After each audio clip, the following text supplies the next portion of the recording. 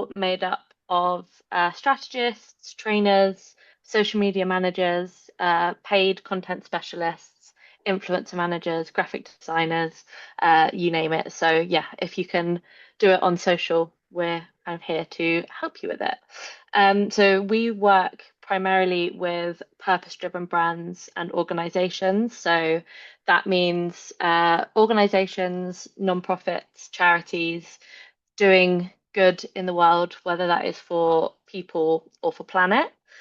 Most of our clients are charities, but not everyone.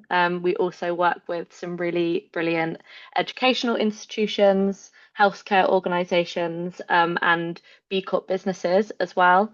So, as an agency, our mission is to do two things.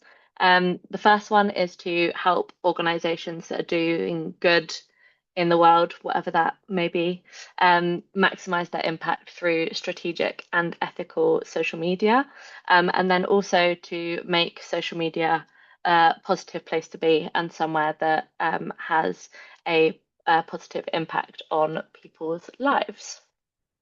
So, what will we be covering today? So today we're going to be diving into our annual report, which is called Doing Good in Social. We'll be exploring the different key topics and behaviors that are driving social media in 2026 and beyond, but with a specific focus on what that means for purpose-driven organizations, with some kind of actionable insights and guidance on how you can then hit the ground running, and really make an impact online over the next 12 months or so. So, Shall I Kerry, did launch you the want to? poll? Yes, please. So, to kind of see how everyone's feeling now, we're going to run a quick poll. So, I'll give you a minute or so to respond. You can uh, it's multiple choice, so you can add as many answers as you want, but have a think about how you are feeling about social media in 2026. So looking at the year ahead. So that could be if you are still kind of feel like you're playing catch up a little bit from 2025, if you're feeling overwhelmed, feeling all right about it, kind of neither here nor there. If you're ready for a new strategy, so ready to, yeah, start start the new year and excited to see how things are going. I personally can't believe we're only on the 26th of Jan. I feel like there's been at least 2 or 3 months worth of 2026 already. And I'm just going to say hi. Sorry, I didn't introduce myself at the beginning. I was busy trying to make sure everyone could get into the webinar, but I'm Kerry and I'll just be keeping an eye on the chat. So if you have any questions while Lucy is talking, I'll keep an eye on those. Either I'll try and answer them as we go, or I'll kind of note them so we can come back to Lucy later on.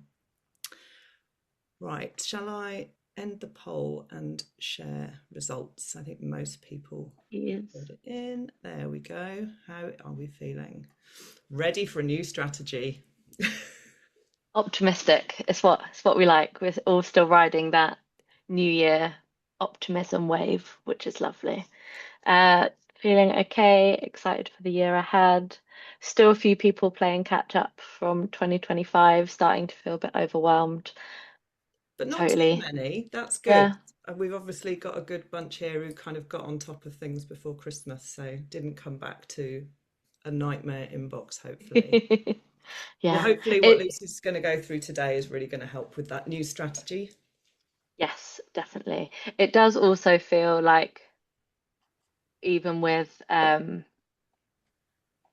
January feeling like it's been 3 months long, it also feels like there's been 3 months worth of like social media updates and loads of things. So yeah, what we're going to try and do today is narrow that all down and give you some actionable insights to help you kind of take forward into the next 12 months. So, Doing Good in Social, which is our inaugural annual report, it's been split into three key themes. I did it, there wasn't the intention of having so much alliteration, but it seems to work, so we're rolling with it. So we've got community over content, conscious and quiet consumption, and then collaboration and credibility. So what we're going to do over the next kind of 20 minutes or so is have a look at what is included in those three themes, and what that means for you and your organization on social. So first up, we have community over content. So in this kind of new era of social media, short-term virality is out and community building is in. So we've moved on from looking at kind of prioritizing counting likes and seeing what those kind of how those vanity metrics are doing. And while it's reassuring to see and kind of know that your content has been appreciated, when you're working in a kind of purpose-driven organization and you're really trying to create impact, those likes don't necessarily mean that much for your organization. The high engagement bubble that we saw kind of so much of over the last couple of years has burst. Content fatigue is kind of setting in. And as a result, I think social media users are much more selective over the brands and businesses that they're choosing to then follow and engage with.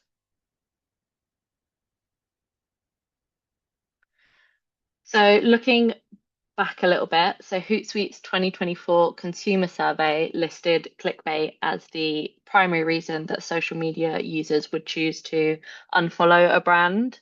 But this kind of sentiment around clickbait and inauthentic content has only then increased in 2025 with data from Brandwatch confirming that 90% of online conversations around clickbait were negative. So it's not really something that is grabbing people's attention anymore. It's something that are putting people off. So what then can you do about that? In a feed of kind of very loud, impersonal, demanding content, authentic content really still stands head and shoulders above the rest. And this is where purpose-driven organizations like all of you that are here today really have the upper hand. So audiences are demanding that kind of radical transparency. They want authenticity and ethics. And these are very much characteristics that are already built into the bedrock of nonprofits and purpose-driven businesses. So for you, it isn't something that you have to kind of think about market campaign for. It's really there in the heart of all of your organizations. Um, and as a result, community building isn't a marketing tactic. It's the reason that your whole organization kind of shows up every day, which for these kind of themes is great because it means that you don't need those like kind of really big budgets for overproduced storytelling content.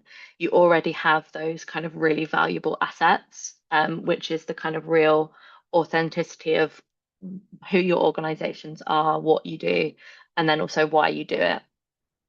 So, what you want to do is then kind of really take the time to let your audiences get to know the real people behind your organizations, the vision, your mission, your values, your strengths, so what sets you apart, the change that you then kind of want to have in the world. So instead of asking for clicks, for donations or purchases, for people to fill out surveys, download things, instead of just kind of asking, what you then want to do is invite them to play a role in your movement, whatever that may be. So, what does community over content look like in practice? First, you want to take a quality over quantity approach to social media.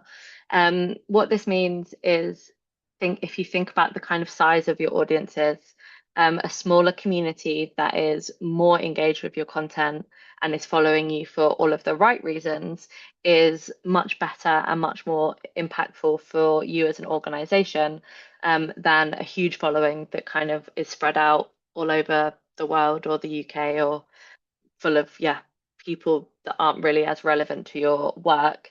It's better than having a huge following that doesn't really see your posts, doesn't engage with them, or actually has kind of not loads of interest in exactly what it is that you have to say.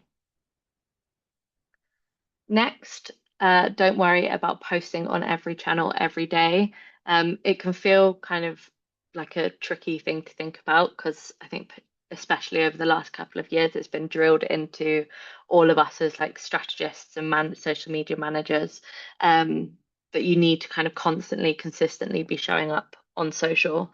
Um, but in this new kind of community-led social media world, having that slightly reduced publishing frequency gives you more time, more capacity, more resources to actually be able to engage with your audience, and then use that engagement and that knowledge to create really strategic audience-led content, that isn't just posting for the sake of posting, but it's content that is actually providing real value to your audiences. Next, and kind of following on from that, think about what your audiences want to say and what they want to hear from you. So instead of curating your content calendar based on calls to action and asking your audiences for things and kind of broadcasting information, think about exactly what it is that your audiences want to hear from you. What questions do they have? What values do they want to see represented? What people do they want to see represented? All of these audiences, particularly when it comes to purpose-driven organizations, they're not going to stick around if they don't feel represented or understood or kind of seen within all of your content. And then finally, review your channel mix. So, do you need to be posting everything everywhere? Take the time to really understand where your audiences are actually spending their time, and where they're engaging with you, not just where you have the most followers. So, a great example of this, particularly for nonprofits, but for a lot of purpose-driven organizations as well, is Facebook. So, when we are doing audits or strategies, for Facebook, we often see that is the channel where people have their largest audience. But and it's easy to then kind of see that as, okay, this is where we want to focus.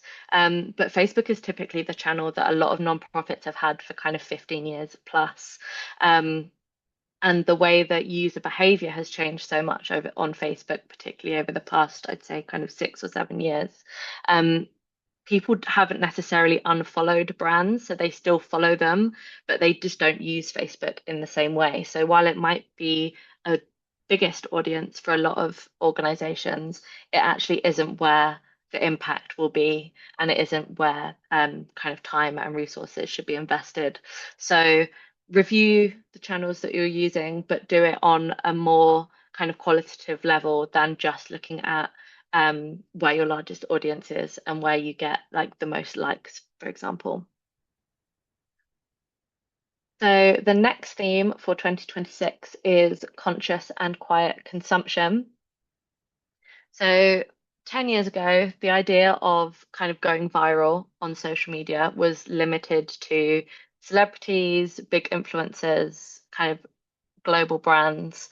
Um, Being able to share your life online was very much seen as kind of like a novelty. It was exciting. It was something that was only really afforded to a small percentage of people that were on social media.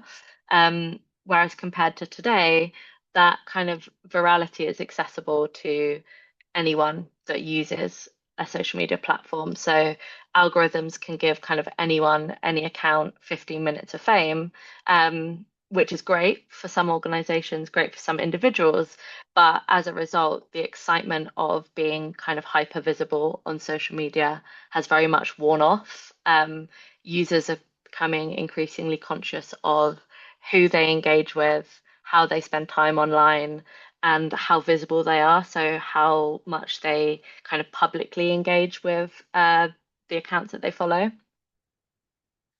So, kind of going along with that theme, online conversations around anxiety and social media increased by 25% in 2025, kind of as people became much more aware of how spending time online affects their health and well-being. And this wasn't just limited to one generation, it's kind of across the board. Although the reasons for that kind of awareness differs ever so slightly depending on the generation, but it is something that kind of spans all social media users. And that idea of having kind of endless feeds of strangers telling stories and brands selling products have just kind of left social media users feeling burnt out. Mentions of digital detoxing, so whether that is kind of cutting out social media or digital things completely, or if it's doing kind of offline at the weekends, all of those conversations increased by 10% in the first half of last year, kind of reflecting a growing desire to live a more balanced life, spend more time kind of outdoors. But what that doesn't mean, because it can seem kind of daunting working in social. That doesn't mean that the social media era is over. It just means that it's evolved. So people are still very much online. They're just behaving differently. So we can see here the average person still spends more time on social media each week than they do on streaming services, TV, and radio combined. So that idea of the kind of great log off where everyone just abandons all of their social media hasn't arrived yet. I can't see it happening anytime soon. But social media users are very much craving more kind of considered, intentional and relatable spaces to connect with other people and kind of recharge from everything that they've got going on in their lives. So, what does this look like for you on social media? First, I think it's really important to say social media doesn't exist in a vacuum. So while users are seeking that escapism, and it is very much kind of something that people crave, that doesn't mean that as an organization, particularly when you're working in the kind of purpose-driven space, that doesn't mean that you have to then ignore all of the social and political landscapes that are driving all of our changes in our digital behavior. What you can do is offer relatable, honest, and real insights into your work. You'll see, kind of regardless of the channel, audiences aren't always looking for that kind of aspirational, shiny, and well packaged content. A lot of the time, particularly now, they just kind of want to know that they don't really feel alone, so that they have, whether or not it's content creators, organizations, they want to see that they aren't, yeah, on their own, isolated in how they're feeling. And kind of moving on from that as well, lead with your values. It's something that is so genuine and unique to nonprofits and purpose-driven organizations. And that idea of kind of performative activism feeling kind of false about how people are talking online is something that you don't necessarily have to deal with as much. So really doubling down on sharing those values, your mission, and also making sure that your content is providing value to your audience, whether that is kind of educational, whether it's offering support, whether it is kind of entertainment led, is a great way to keep people engaged with your organization and your content online. Don't just look at the numbers. So when you're kind of reviewing your content, the way that we consume content has become much quieter. Users aren't really like tagging a friend in the comments anymore. They're sharing your post in a direct message. So instead of just looking at numbers, look at the value of the engagement, the quality of the engagement. So, for example, instead of analyzing how many comments you get, look at the quality of them. So, three comments from people who are really invested and passionate and excited about your work are much better and much more kind of beneficial to you as an organization than 30 comments of people just posting like fire emojis or heart emojis. So while numbers are good, look through them and look for the story in them as well. And then finally, stop posting and ghosting. So, yes, you will have that kind of essential information that you need to broadcast. There will be calls to action that you need to share, but this shouldn't make up the bulk of your content. Kind of sandwich those asks in between short form storytelling, easy to digest content that actually gives your audiences an opportunity to connect with you rather than just being asked to do something or being kind of talked at. And then the final theme is collaboration and credibility. So, in the kind of current age of misinformation, disinformation, AI slop. Brand trust is very much at an all-time low. So combine this with an oversaturation of influencers, celebrities, promoting products that they don't really care about. We're in a kind of social media credibility crisis. Superficial, promotional, clickbait content, as we kind of said earlier, really doesn't cut it anymore. And it could be kind of damaging your reputation as a nonprofit or some kind of impact-led organization.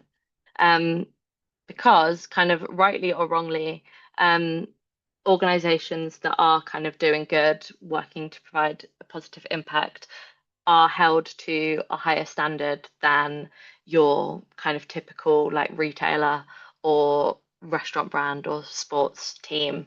So it is essential that your audiences know and trust that you are reliable, you're knowledgeable, and you're trustworthy.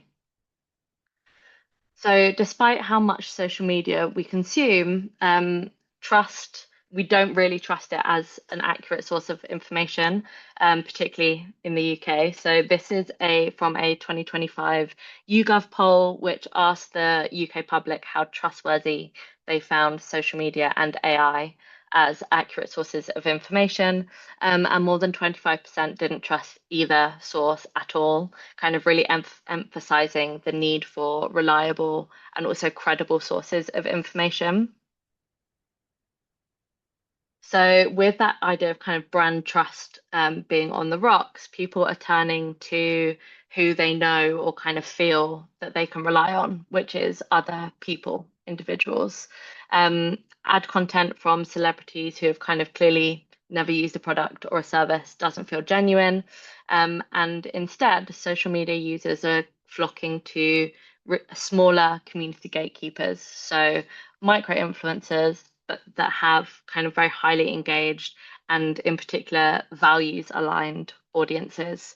So the example that you can see here is a UK charity art fund who have partnered with smaller content creators across the UK to promote their National Art Pass. So what these collaborations do is tap into niche regional or interest-based communities. So it isn't just kind of art uh, museum influencers. It's really covering a huge spectrum of interests, regions, by collaborating with authentic content creators who are trusted and appreciated and um, have really highly engaged audiences. So, what does that mean for you over the next kind of 12 months or so? What's great again for purpose-driven organizations is that you've got an opportunity to do things a bit differently. So create a platform for open, authentic, and kind of most importantly, trustworthy communication. So one of the ways that you can do that is by engaging your kind of uh, most impactful brand ambassadors, which is your team. So look for opportunities to upskill members of your team, or it could be volunteers, board members, trustees, kind of empower them to share their expertise and their lived experiences. If you're trying to reach a new audience, find and engage the community gatekeepers. So those content creators who already have that audience's attention, and their trust. So when you're looking for reach, it isn't just the kind of celebrity ambassador with a million followers that you should be reaching out to. It's also the content creator with kind of 10K followers, but that works in the region that you're aiming for and has a genuine interest in your work, and has values that align with your organization. Practice radical transparency. So this one, easier said than done. But it's a great way to really earn the confidence of your followers. So by sharing your opinions, showing what's happening behind the scenes, and really also knowing when to admit mistakes or share what you've learned through a particular process, project, or action. And then finally, be cautious when using AI generated visuals. So, generative AI in particular has been trained on the world around us. And as a result, it really amplifies biases and inequalities that already exist. It's really easy to then kind of inadvertently contribute to harmful stereotypes. And if you're swapping real images for fake ones, you're making it a lot harder to provide that authenticity and build the trust that social media users are really kind of craving and are expecting to see from particularly impact-led organizations and charities. So, to wrap things up, this was just kind of an overview of what is included in this year's Doing Good in Social report. In the full report, there's more insights, there's more data into the three themes, and we also have examples of charities and organizations that we think are doing a really great job with their socials and are, yeah, organizations to kind of keep an eye on over the next year or so. So if you haven't or downloaded it already, it is available to download from our website. I believe Kerry will pop a link to it in the chat. She has already done so. And now I'm going to hand over to Kerry before we open up for some more questions. Thank you, Lucy. It is so interesting every time I hear you talk about this report, and I know it took months of research, but yeah, to everyone here, I really hope that there's some insights and ideas there to kind of help you renew that strategy for 2026. So I'm just annoyingly going to take a couple of minutes to tell you, well, I don't think it's annoying, but you might, to tell you about our accelerator program. And I really apologize to some people here that I can see have either done the accelerator course already or who are currently on it. So I'll allow you to zone out for a minute. But one of the things we're really excited about for this year at Social for Good is our accelerator program, which Lucy leads and is the driving force behind. And it's a charity specific or non-profit specific social media training course. And it's been going for about 18 months now. And before we built it, we spoke to hundreds of charities. We found out what the key challenges were. We found out what the formats for delivering this course would work best for them. So we're really proud that this is the only social media non-profit specific course that we know of that was actually designed with charities. And it's a mixture of live modules, of self-paced modules. We're updating them all the time. We're especially the AI module because that's moving really fast. So we're trying to make sure it's really, really up to date to help you with your socials. And there's a one-to-one deep dive session.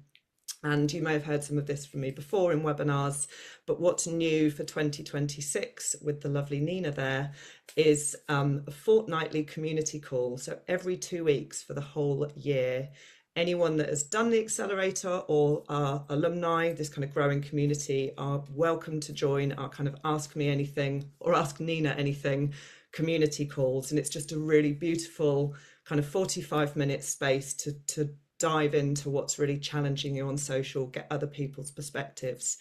And one of the things that we're hearing from charities that have taken our course is that not only is the templates and the expertise and the strategy building that we're sharing is useful, but it's that peer support from other non-profits, kind of hear what they're facing, what challenges they have and how they're overcoming them. So it's become better than we ever kind of imagined it would be.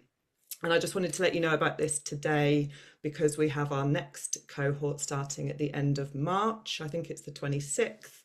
And they're a maximum of 12 spaces. We've intentionally kept them really small to make sure that it's quality over quantity, as is the theme for the year. So if anybody did want any more info, you can drop us an email. I'll be sending out an email with the recording of this to everybody anyway, and a link to the report in case you haven't got it. So yeah, that's my little pitch over. Thank you for listening. And we'll kind of hand back to Lucy, but if anyone has any questions at all, we'd really love to discuss them over the next kind of 10-15 minutes before we wrap up. So please, yeah, pop your hand up if you have any questions, or feel free to put them in the chat, or any thoughts about the insights that Lucy shared.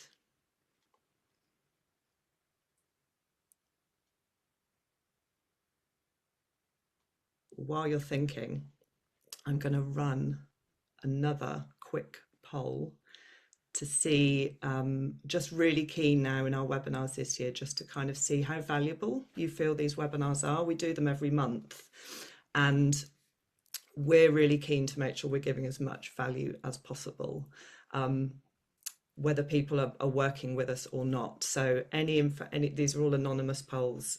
Really keen to make sure we're getting some good evaluation. Oh, thank you, Elizabeth. The first webinar that you've done with us. For anybody that hasn't seen our other webinars, we do put the recordings on our website. So if you go to socialforgood.co.uk and head to resources, you'll be able to scroll through some of the recent videos, and there might be topics there that are useful for you. So feel free to check those out.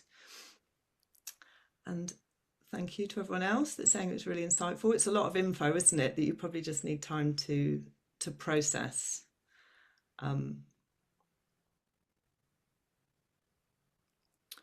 Oh, that's a really nice comment, Natalie, saying you're currently pushing the community aspect of your social channels. Good for you. And not just resharing the same content across all the platforms. You feel very seen and not alone after this session. Oh, that's 100% what we're trying to do. We did a small workshop the other day where we were talking about some of the insights from this report. And somebody actually said it's really refreshing to hear advice that isn't just post more and do more on all the channels just to try and get cut through, because everybody's struggling. And I think, we have to be brave and just say, like, less is more. It's better to have more time to think strategically. And if you're going to share a piece of content,